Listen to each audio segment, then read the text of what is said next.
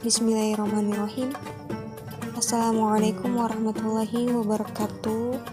Saya Okti Oktaviani dari Prodi Ilmu Al-Quran dan Tafsir akan menjelaskan mengenai hermeneutika romantik Schleiermacher.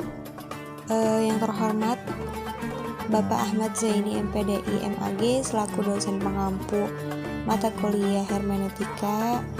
Terima kasih kepadanya yang telah memberi kesempatan kepada saya untuk menyelesaikan tugas ujian akhir semester.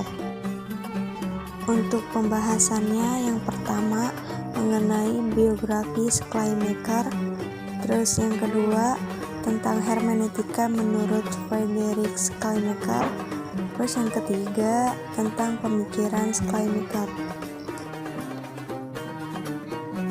Pada pembahasan pertama yaitu tentang biografi Schleiermacher. Nama lengkapnya adalah Friedrich Daniel Ernest Schleiermacher. Dia lahir pada tahun 1768 di Breslau, Jerman, dalam keluarga Protestan. Kakeknya Daniel Schleiermacher adalah seorang pastor dan ayahnya seorang tentara pendeta. Lingkungan yang seperti itu membawa Schleiermacher kecil memulai pendidikan formal di institusi Protestan Moravian Brethren.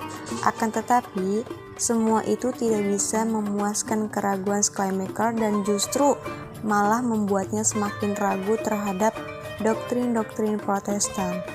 Banyaknya karya-karya Schleiermacher yang begitu berharga dalam bidang filsafat bahasa, teologi, dan hermeneutika.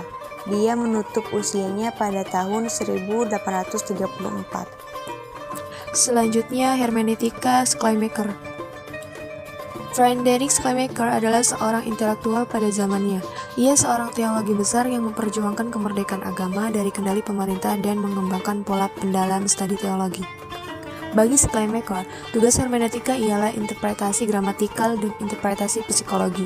Itulah sebabnya pemahaman akan pernyataan seseorang harus melibatkan pemahaman kebahasaannya yang sama baiknya dengan pemahaman kejiwaannya.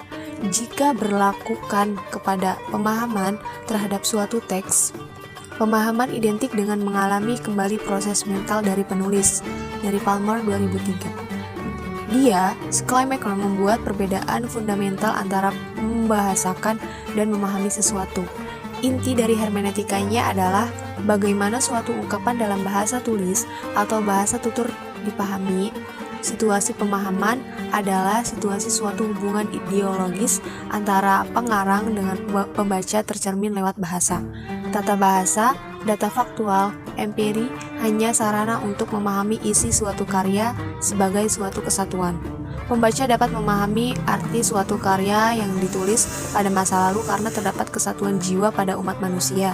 Kesatuan jiwa merupakan dasar lingkaran hermeneutika. Berikutnya mengenai pemikiran Schleiermacher. Schleiermacher mengungkapkan dua teori penafsiran, yaitu gramatikal atau nahwu dan teknikal atau psikologi, untuk menopang dasar-dasar hermeneutikanya. Dalam tafsir gramatikal terdapat dua unsur penting.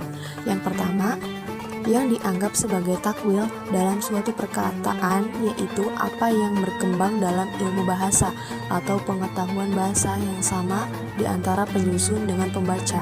Yang kedua, makna setiap kata dalam suatu kalimat diketahui dari hubungan kata tersebut dengan kata-kata lain dalam kalimat tersebut. Dan tafsir teknikal meliputi metode syuhudi atau penyaksian dan kiasi atau perbandingan.